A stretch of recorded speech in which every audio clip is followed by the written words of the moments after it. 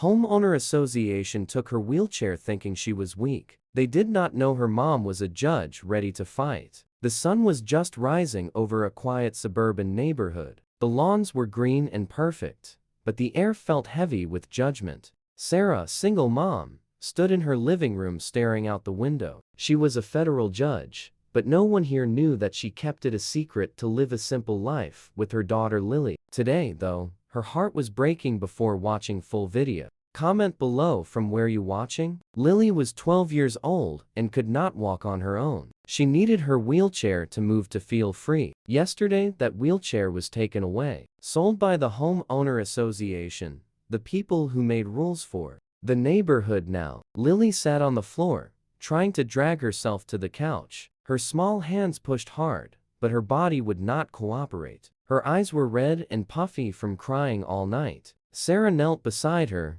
holding back her own tears. Lily's laughter used to fill this house, Sarah thought. Now, it is just her sobs. That wheelchair was not just metal, it was her wings. She remembered how Lily would roll down the driveway, smiling wide, the wind in her hair. That freedom was gone now, and Sarah felt helpless. She was a judge who fought for justice, but today, she could not even protect her little girl. Her mind flashed back to yesterday. The phone had rung while she was making dinner. It was Mrs. Deborah Klein, the homeowner association president. Her voice was sharp and cold. Your daughter's wheelchair was cluttering the driveway, she said. I sold it for $50. Rules are rules. Sarah had gripped the phone so tight her knuckles turned white. That is Lily's life. You sold. She wanted to scream, but Mrs. Klein hung up before she could say it. The woman's smug tone made Sarah's stomach twist. She pictured Mrs. Klein's fake smile, her perfect hair.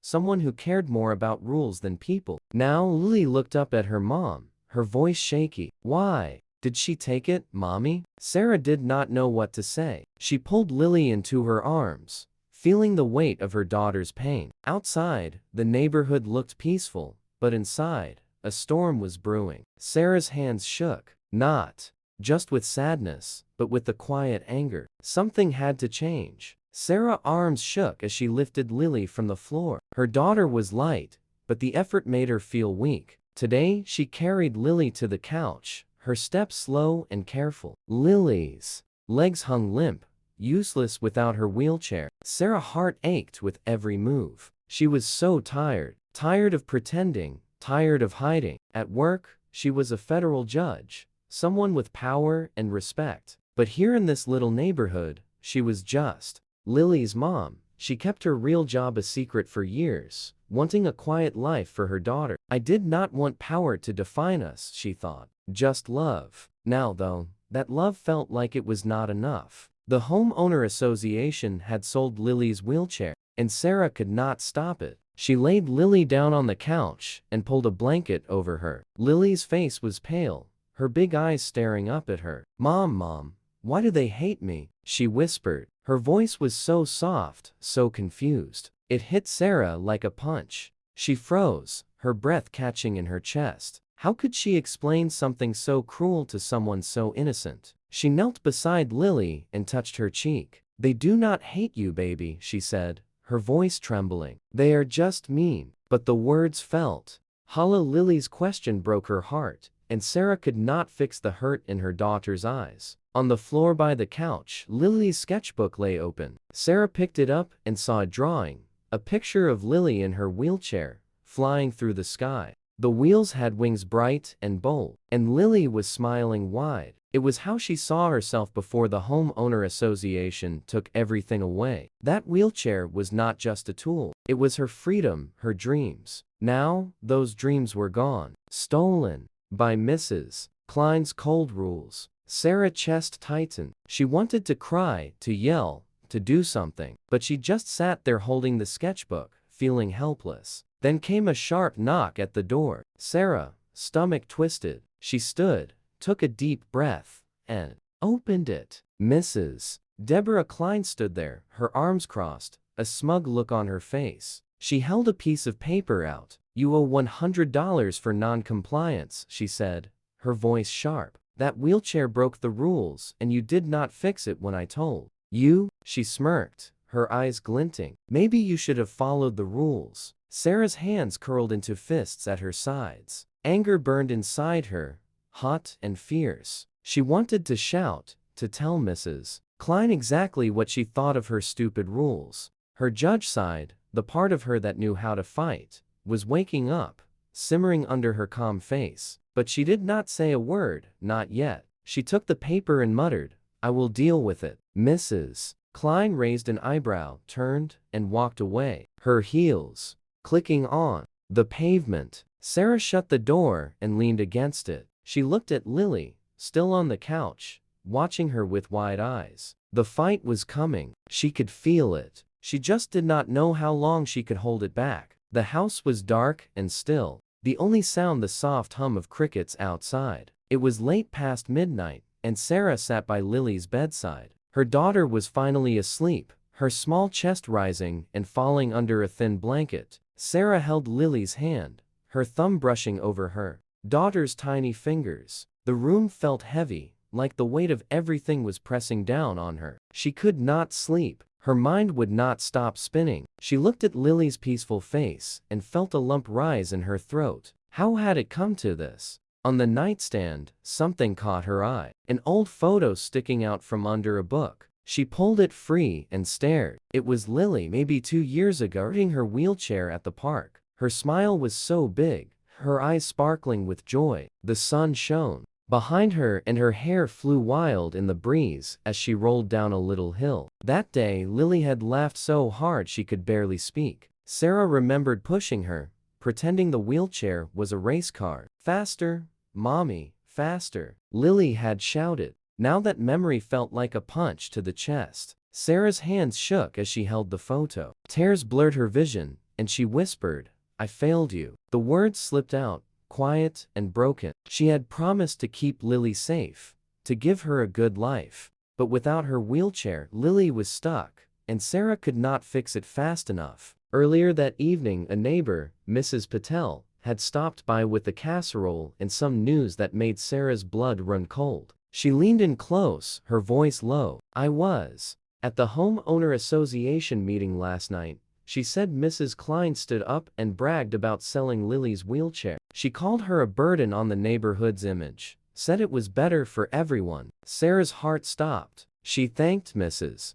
Patel and closed the door, but inside, she was shattering burden. Or Lily, the girl who drew pictures for the neighbors, who waved at everyone from her wheelchair. Mrs. Klein had not just taken the wheelchair, she had attacked Lily's worth, her existence. The betrayal burned deep, sharper than anything Sarah had felt before. She could almost hear Mrs. Klein's smug voice, see her smirking as she said it. Millions would feel the same rage she did. Pure, boiling anger at a woman so cruel. Sarah set the photo down and buried her face in her hands. Tears spilled out hot and fast. She had spent years hiding her life as a federal judge, moving to this neighborhood for a fresh start after her husband died. She had wanted Lily to grow up normal, away from courtrooms and power. "I swore to keep this life separate," she thought.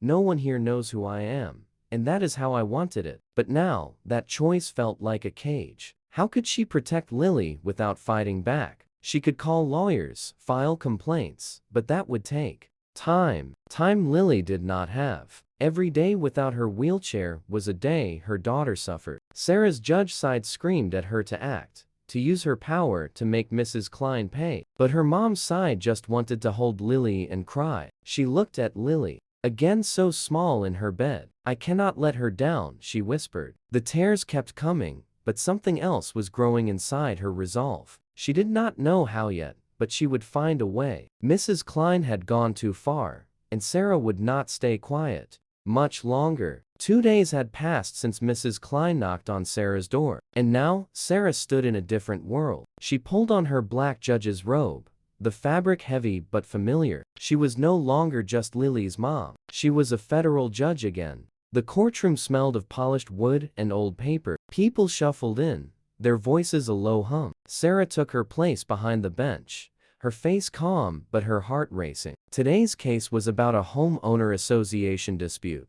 and she knew who would be there, Mrs. Deborah Klein. Sarah had waited for this moment, and it was time to stop hiding. The courtroom doors opened and Mrs. Klein walked in. She wore a tight smile, her clipboard tucked under her arm, ready to complain about another neighbor. She did not even glance at Sarah at first, just sat down, whispering to someone beside her, looking smug as ever. Sarah adjusted her glasses and tapped her gavel. The room went quiet. "Court is now in session," she said, her voice clear and strong. Mrs. Klein looked up then, her eyes narrowing like she was trying to place Sarah's face. But she did not get it, not yet. Sarah leaned forward, her hand steady on the bench. "Mrs. Klein," she said, pausing as every head turned, "you sold my daughter's wheelchair, a disabled child's lifeline, for $50. The words hung in the air. Sharp and heavy gasps rippled through the courtroom. Mrs. Klein's smug face froze, then cracked. Her mouth opened,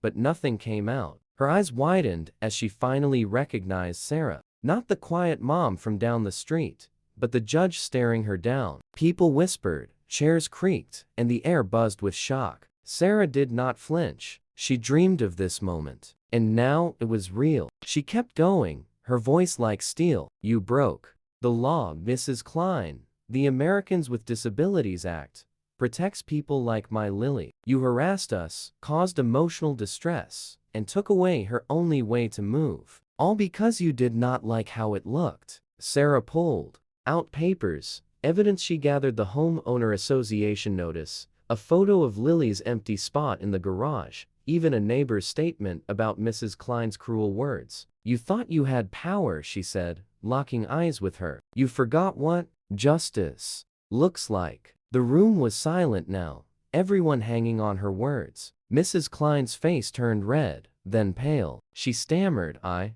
did not know. I mean, it was just rules." Her voice was weak, crumbling under the weight of Sarah's stare. Sarah held up a hand to stop her. "You did not know who I was," she said. "That is your mistake. But you knew what you did to a little girl, and that is worse." The courtroom felt electric. People leaned forward, some nodding, others glaring at Mrs. Klein. She shrank in her seat, her clipboard slipping to the floor. Sarah sat back, her heart pounding, but her face calm. The truth was out, and Mrs. Klein could not hide anymore. Justice was coming, and Sarah was the one bringing it. The courtroom was tense, everyone waiting for Sarah's next words. She sat tall behind the bench, her black robe making her look unstoppable. Mrs. Klein fidgeted in her seat, her smugness gone, replaced by a nervous twitch. Sarah cleared her throat and spoke, her voice firm. "The homeowner association will pay a fine of $50,000, she said. "That money will go to disability accommodations, ramps, better sidewalks for this neighborhood." Gasps filled the room, then murmurs of approval. "And Mrs. Klein," Sarah added, her eyes sharp, "you will personally apologize to my daughter Lily for what you did." The gavel came down with a loud bang. The courtroom exploded in applause. People clapped, some cheered, and a few stood up. Sarah stayed calm, but inside, she felt a rush of victory. Justice was not just a word anymore. It was real. Later that day, Sarah drove home with the surprise in the trunk. She pulled into the driveway, her hands still shaky from the courtroom. Lily was inside, sitting on the couch where Sarah had left her. "Close your eyes," Sarah called out, her voice soft but excited. She opened the trunk and wheeled out a new wheelchair, custom-made, painted with Lily's favorite flowers, daisies and sunflowers, bright yellow and white. She pushed it into the living room and said, "Okay, open them." Lily's eyes widened, and a small, hesitant smile crept onto her face. She reached out, touching the armrest like she could not believe it. "It is mine," she whispered. Sarah nodded, tears stinging her eyes. "All yours, baby." Lily climbed in slow at first, then spun the wheels a little. Her smile grew tentative but real. "Mom, am I safe now?" she asked, her voice so quiet it almost broke. "Sarah." "Yes," Sarah said, kneeling beside her. "You are safe now." A tear rolled down her cheek, but she smiled through it. That evening, the doorbell rang. Sarah opened it to find Mrs. Klein standing there, her head low, her fancy clipboard nowhere in sight. She looked smaller, humiliated. "I am here to apologize," she muttered, barely meeting Sarah's eyes. Sarah stepped aside, and Lily rolled forward in her new wheelchair. Mrs. Klein shifted uncomfortably. "I am sorry, Lily," she said, her voice flat. "I should not have sold your wheelchair. It was not much, but it was something." Lily looked up at her face serious beyond her years. "I forgive you," she said softly. Then she added, "But do not hurt anyone else, okay?" Her words were simple, wise, and strong. Mrs. Klein blinked, caught off guard, then nodded quickly and turned away, her steps fast. As she left, Sarah closed the door, her chest tight with pride and relief. The moment lingered. Lily's forgiveness, Mrs. Klein's shame, the new wheelchair shining in the light. Sarah sat beside her daughter, watching her roll back and forth, a little spark of joy returning. The fight was over, and they had won. Outside, the neighborhood felt different already. Quieter, kinder. Sarah knew millions would feel this. The sweet taste of justice, the power of a child's heart, and a mother's love that would not break. A week had passed since the courtroom showdown, and the air felt lighter. Sarah and Lily sat together on their front porch, the late afternoon sun casting a warm glow over the neighborhood. Lily's new wheelchair with its bright flowers rested beside her. She held a juice box, sipping slowly, her eyes following the kids playing across the street. They ran and shouted, their laughter bouncing off the houses. Sarah leaned back in her chair, a small smile on her lips. The neighborhood did not feel the same anymore. It was different, better. People waved as they passed by, some even stopping to say hello. Sarah's stand against the homeowner association had spread like wildfire, and it showed down the block. Workers hammered and drilled, building a new ramp near the park. The $50,000 fine Sarah had ordered was already at work, making the streets easier for everyone, not just Lily. A neighbor, Mr. Thompson, walked by with his dog and nodded at Sarah. "You did good," he called out. About time someone stood up to her. Sarah waved back, her chest warm with quiet pride. Mrs. Klein had not been seen much since that day. Rumor was she had stepped down from the homeowner association, too embarrassed to show her face. The bully was gone, and the neighborhood was healing. Sarah glanced at Lily, who was watching a little girl ride a bike. Lily's face was soft, her smile real again, not the forced one she had worn after losing her wheelchair. Sarah reached over and squeezed her hand. "You okay, sweetheart?" she asked. Lily nodded. "Yeah, Mom, it is nice out here." Her voice was light, like a weight had lifted. Sarah's eyes stung with tears, but she did not let them fall. She had fought for this moment, for Lily to feel safe, to feel free again. In her mind, Sarah heard her own voice, steady and sure. "I am a judge, but I am a mother first." She thought, for Lily I would fight the world. Turns out I did not have to. Just one bully. That truth settled deep inside her, warm and strong. She had hidden her power for so long, but when it mattered, she had used it, not for herself, but for her daughter. And now look at them, sitting together, watching life go on unbroken. Lily giggled, suddenly, pointing at a boy who tripped over a ball and landed in the grass. Her laugh was small but bright, the sound Sarah had missed for too long. It filled the air, free and alive again. Sarah's heart swelled. She had given that back to her. The scene felt perfect, like the end of a storm. The neighborhood kids kept playing, the ramp kept rising, and the world kept turning a little kinder than before. If this were a video, the screen would fade to black and words would appear. She thought she could break them. She did not know who she was messing with. Soft music would swell something emotional with strings and a slow beat, lifting the moment higher. Views would climb millions, sharing the story of a mom who fought, a girl who forgave, and a bully who fell on the porch. Sarah and Lily stayed together, victorious.